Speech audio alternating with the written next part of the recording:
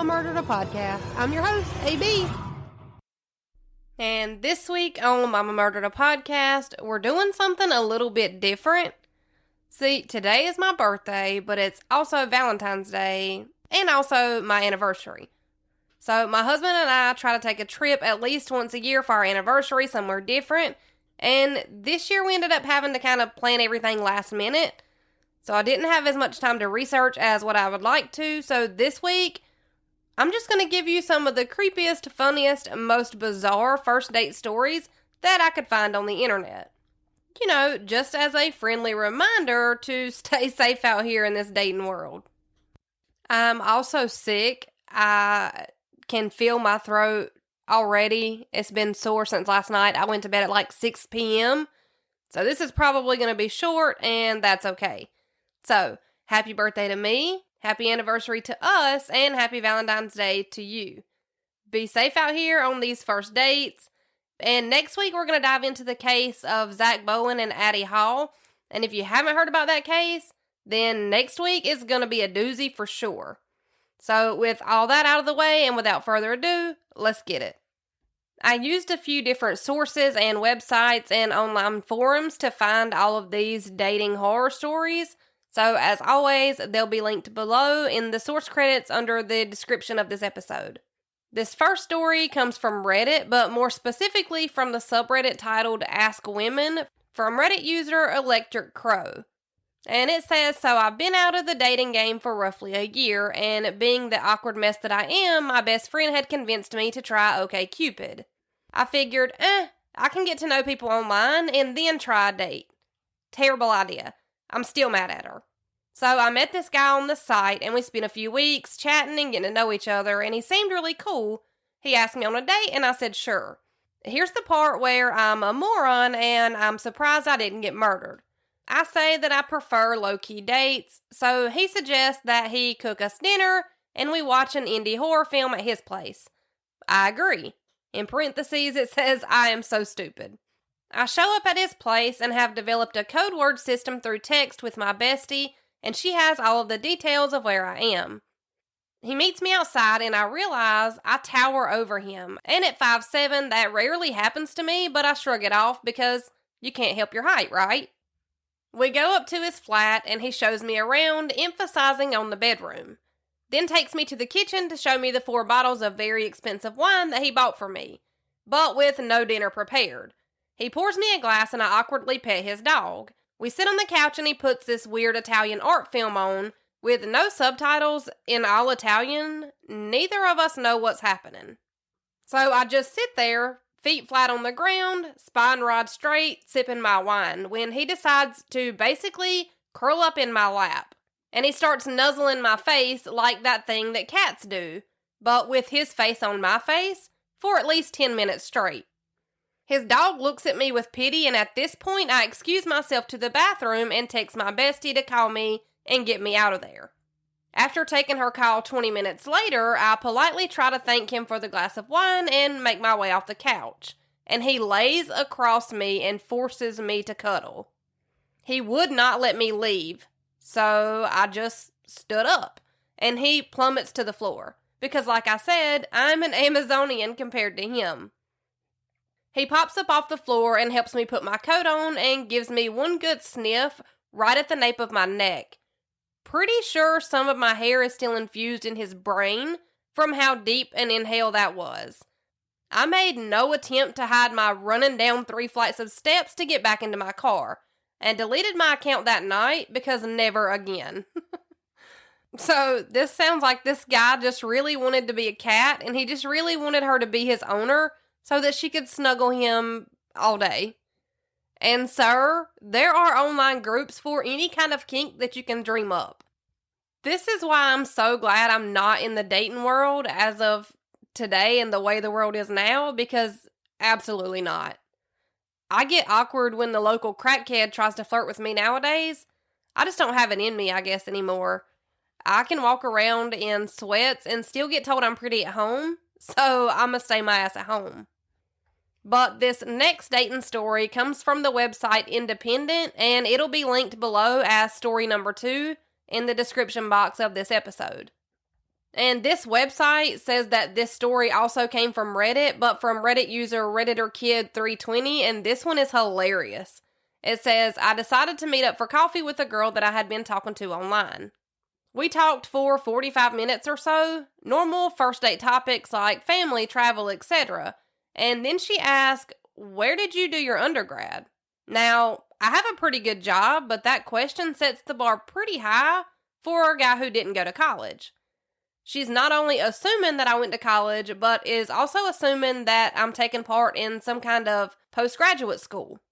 When I said that I went to technical school and then straight into the workforce, she looked at me as if she'd never heard such a thing. Apparently, I didn't pass all of her minimum requirements to be considered human. After a brief pause, she broke her shocked stare, placed her hand on her forehead in a fashion that covered her eyes, inhaled briefly, and followed it by Valley Girl. Ew. She took her BlackBerry out of her purse and whispered to herself as she typed, he didn't even go to college. I then saw the thumb hold down the shift key as she deliberately pressed the exclamation point once, twice, and then 3 times. In reality, each one of those keystrokes was a simple tapping of a small key of plastic. But, in my head, it sounded like a metal bank vault door was repeatedly slamming shut. She pressed a few more buttons on her phone, presumably sending this text message to her total BFF, and she put the phone away. She looked at me and, after taking a deep breath, said, well, that's okay, not everybody is capable of going to college. She put on a fake smile, followed by an awkward laugh, and just stared at me awkwardly. I couldn't believe that she'd just reacted so rudely to something, and then tried to act as if it didn't happen. Perhaps she still believed that. Like a child playing hide and seek, if you cover your eyes, you would disappear. After staring at each other awkwardly for a few seconds, I finally broke the silence by saying, wow, okay, so yeah, I guess it's about time to get out of here? I stood up and took my trash to the trash can, and she followed me out of the door. I turned and began walking down the street, and she followed closely and said, how far away is your car? This girl was expecting a ride, so I stopped and turned around and said, oh, I'm about a block this way. Where did you park? She replied, oh, I took the bus here. I don't have a driver's license. Now, I'm normally not a rude person. Even in that situation, I was going to just walk away and let it be that. But I just couldn't pass this opportunity up. I looked her right in the eyes and said, ew. Pulled out my cell phone and typed, she doesn't even have a license. With 1, 2, and 3 exclamation points. I then put my phone away, looked up at her, smiled, and said, that's okay, not everybody's capable of driving a car. Lucky for you, the bus stop is right over there. I hope you don't have to wait too long. I wish I had took a picture of the look on her face as I walked away, because it was priceless. And if that wasn't the perfect way to handle that situation, because I can think of about 300 different ways that I could have been so much more rude. So good on you for handling that gracefully. This third story comes from the Georgian Media Group, which is a website online. And again, this website will be linked under the description box of this episode. So this next story is from an anonymous writer, and it says, I used to be an avid user of Tinder until I got held hostage by a date. The perpetrator, who will use the alias C, was cute, and we hit it off quite well after matching. Later that night, we decided to hang out. He mentioned that he had a mountain home and that we'd have a bonfire. I snuck out of my window. I was in high school at the time, and I snuck out to meet this lovely guy. As soon as I got into his car, I knew something was off. He had a very empty, apathetic look in his eyes. His voice was very monotone-esque, and his words were slurred. In the car, we had light conversation in which he casually pointed to the extra large cup of beer that he'd been sipping on during the drive, and he mentioned that he'd taken some codeine. He was swerving and laughing about not being able to see the road, and that's when I texted my friend Amber to help. The plan had been that when I arrived at C's house, Amber would send an Uber or Lyft my way and I could escape. To my dismay, C drove deeper and deeper into the mountains, slowly climbing in altitude until I couldn't see any lights for miles. It was dark, wooded, and quiet. I had never been in such a remote location, and my phone had 1 bar. We pulled up to some dilapidated and dimly lit cabin. There was a pile of sloppily cut firewood, a chainsaw, and multiple packages of beer, even though I told him that I wouldn't be drinking. What was inside shook me, and was when I knew this guy was a psycho. In a crate was a litter of recently born puppies, and they were emaciated. There were maggots crawling through their skin and fur, and they had been lying on a pile of their own waste. Tears filled my eyes. "These puppies need to be fed," I said. He shrugged. "Nah, they're fine."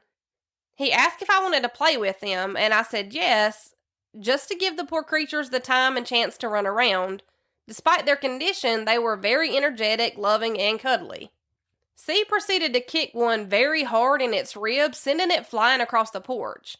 "Annoying little shit," he said. I immediately used the send my location function on my iPhone so that Amber could get me and these poor babies out of here. As I waited, C kept trying to get me to drink and smoke marijuana with him, and I repeatedly said no. He was quiet for a few minutes and then towered over me and said in a really threatening voice, "Don't make me mad. Smoke with me." I anxiously checked my phone to find a disheartening text from Amber. "They won't send a car there, it's too far out." All I could think was, I'm going to die here. I told C that I was cold and asked if he could make a fire. As he left, I searched around for a knife or any sort of weapon that I could use to defend myself. It was obvious that nobody had inhabited this quote-unquote mountain home for a while. There were cobwebs and dust everywhere and no knives. I wondered if he'd killed the people who owned it. C came back and told me that the firewood wouldn't light, and he brought a case of beer instead. I told him that I wouldn't drink. After asking me and getting denied multiple times, he went out and brought the chainsaw towards the house. He turned it on and just stared at me. Chills went up my spine. I texted Amber, "He has a chainsaw, please." I didn't want to call the cops because there were drugs, and I didn't want to get into legal trouble. But I needed to get out. So I smiled. "Hey, C, I will take a beer," I said shakily. He smiled back creepily and said, "I'll go get one." He'd already drank the several that he tried to offer me, and the rest were in his car. I guess he didn't know that I was watching him because I watched this guy open a beer can and then sprinkle something inside of it and bring it back over to me. I stared at it but kept my acting up. "Can we go to town and get some food?" He glanced back towards his car reluctantly, then back at me. "Drink 2 beers first, please." There was a lot of back and forth with him shoving beers towards me, shoving me, and making tentative glances at the chainsaw. I knew what he wanted, so I offered him sex if he took me to get food. He sighed and we got into the car. The drive into town was terrifying. He was drunk, high on several drugs, he'd taken more pills in the house, and laughing maniacally most of the time. As soon as we got to the drive-thru, I hurriedly told him that I had to leave and basically jumped out of the car running inside. I was later rescued by a friend and his father, who was kind enough to drop me off at my house without selling me out to my mother. The next day, I filed an anonymous police report, not for me, but for the puppies. Could you imagine being in high school and sneaking out of your parents' house to meet this cute guy, and then this is what happens? It's like she didn't want to get in trouble with the cops, but she also didn't want to get in trouble with her parents, but she was also putting herself in danger by calling the cops. I don't know, as a teenager, this had to have been absolutely terrifying to experience. Now, this next story is one that I found on a Reddit thread asking people to post about when they were the horror date, and I stumbled across this gem of a story. This comes from Reddit under the subreddit Ask Reddit and was posted by Reddit user Naster Chief, and it says, "I went to a house party at New Year's with a cute girl I'd just met, and right after the ball dropped, we started making out pretty hard. After about 15 minutes, I started to feel fairly sour, so we decided to head back to her place. Turns out, I had come down with the full-blown stomach flu, which ended up being intensified by heavy drinking and the earlier festivities. I had to try to convince this girl that I didn't know that this wasn't from the booze and that this was something bad happening to me. I was so sick the next day that I couldn't leave her place, as venturing further than 20 feet from the toilet was not going to happen. My fever was so high that I was hallucinating and got lost on my way to the toilet in a straight hallway, then proceeded to faint in her arms when she found me confused staring at the wall. I shit and puked in her house for a full 24 hours before I could muster up the energy and courage to take the 15-minute voyage home to my sanctuary of safety and acceptance. Oh, and she lived at her mom's house. So that's the story of how I first met my mother-in-law. She's a very understanding woman. And I think I just laughed way too hard when I first read this story on Reddit, because I honestly couldn't imagine this being the first time that you meet one of your in-laws. But hey, at least he got the girl, even after he violently assaulted her bathroom and toilet for a good 24 hours. But let's keep it going, because this next story comes from the same Reddit thread about how you were the horror date, and this next story sucked me in almost immediately. First off, the writer did an amazing job describing everything and the retelling of this story and the events. I just knew I had to read it here. So this one comes from the same subreddit as the last story, and it comes from Reddit user A Wallpaper Girl, which I also love that username. But this story says, oh man, okay, buckle in for one of the most confusing moments of my life. It's been about 13 years, and a lot of it happened drunk, so hopefully my storytelling doesn't go awry. The prologue is pasted from the last time I described this night singing in a bar, and I noticed a regular watching me in the crowd. He was not an outwardly friendly guy, rather curt and sometimes rude, so I avoided him. But this one night I realized that there was a pull between us. When I got off stage, he walked up to me and said something about how sexy I looked and how he'd been trying to avoid me for so long, but he couldn't take it anymore. We closed out the bar that night, and an intense connection brewed between us in that back booth. There was innuendo, but moreover, there was a passionate pull between us as we talked about life, mistakes, worries. I was too drunk as we left in the taxi, and he took me home in it instead, refusing to take advantage of me. We kissed for the first and only time in the back of that cab, the passionate kind where it feels like all the colors of the world click into place. He left me on my doorstep with a kiss on the forehead, thanking me for the conversation of his life. And on to our story. A few weeks pass and I haven't seen him, which is unusual because we both went to karaoke twice a week for the near year leading up to that. I come home feeling particularly jilted and dramatic one night and pulled up misconnections on Craigslist to see if anyone mentioned me, as I did this from time to time. No avail. By then, I was fully sauced, swept up in the comments about yearnings, and I got it in my head that I should pour out my feelings about that night onto a misconnections post. I wrote prose about it. I described his hands and how safe I felt with him, how kind he was to not only respect my boundaries, but be content with them. How electric I feel, trapped under his eyes in the spotlight, how the conversation made me feel at once like a woman and like a child meeting her best friend. Your girl went all out, down to listing his first name, drinking herself to sleep after pressing send. Soon after, in my inbox, there was a reply. It was him. He wrote about the bar, our friends there, described himself physically. It was undeniably him. He wrote that he also felt the connection. He asked me to continue the conversation. He asked about my family, my childhood, my dreams, and we continued correspondence for a week or two. It was only just decent, if I'm honest. It lacked the spark. Sometimes it was uncomfortable. Even once in a while, he'd turn the conversation like weirdly sexual out of nowhere, and each time I'd say something like, I'm not interested in talking about that, we're talking about my mother right now. Once he sent me what looked like a nude from the thumbnail of an email attachment with a bunch of smiley face emojis. I replied that I wasn't interested in seeing someone's body outside of the bedroom, and we weren't at that place yet. I was uncomfortable but second-guessing myself, constantly reminding myself of that night. Maybe I was reading it wrong. He was indeed at least 10, even maybe 20 years older than me. Maybe this is how men talked. I'd show up at the bar, wait for him, leave sadly, then rush home for my next email. One night I go to the bar and there he is. I run to him. It's a movie moment.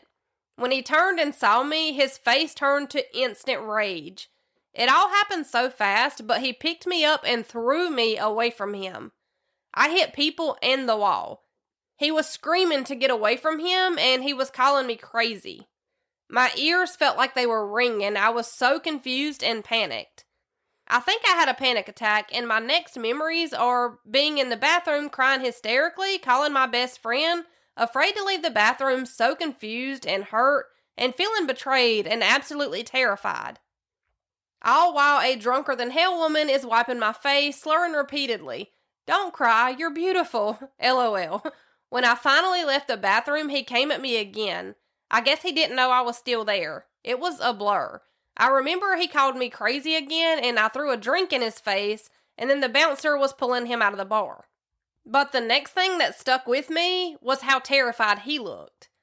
The next 2 times I went to that bar after a week of hiding out, all of my friends there turned a cold shoulder to me. People left tables that I was sitting at. No one was buying me a drink when I got off the stage the way we always did for each other. Eventually, one of them matter-of-factly told me that they heard what I was doing to his family and that I needed to get help. Record scratch. Wait, what? I kept saying that he and I were talking from a Craigslist post I made, and she kept saying that he didn't use the internet and that I was unhinged.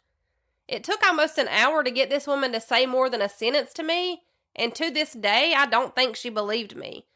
But what it came down to was everyone heard I had tracked down his ex-wife and their children and threatened them for weeks. Unspeakable things that I'd do to her children if she got in my way. And about how the only babies he should have would be with me. He didn't believe her at first, but his ex had photos of me to prove that it was me. She knew all about my life. She knew what songs I sang. She knew all about that night we spent together. She'd been the one I was speaking to on Craigslist. I tried to explain this to the woman at the bar, but she looked at me with so much pity and disgust and just walked away. I'm angry right now even typing this. I don't remember leaving the bar, but I never went back. I went home and sent one final email basically saying that she was a monster. She had tried to be sexual with me to trap me into a situation, and I just kept talking about my life and family because I was a nice girl. I wasn't a threat. I didn't do anything wrong, and she preyed on me out of her own jealousy. She was sick. She was a monster. I was incoherent. I was so gutted by her cruelty. I was gutted by being made out to be a monster and having people believe it. I was so gutted that he and I would never get to have another night like that one. A year or so later, he came into my work, and I had to make him a sandwich. He acted really uncomfortable, but tried to be polite. My ego made me blurt out something as unsmooth and direct as, "Just so you know, I never did any of that.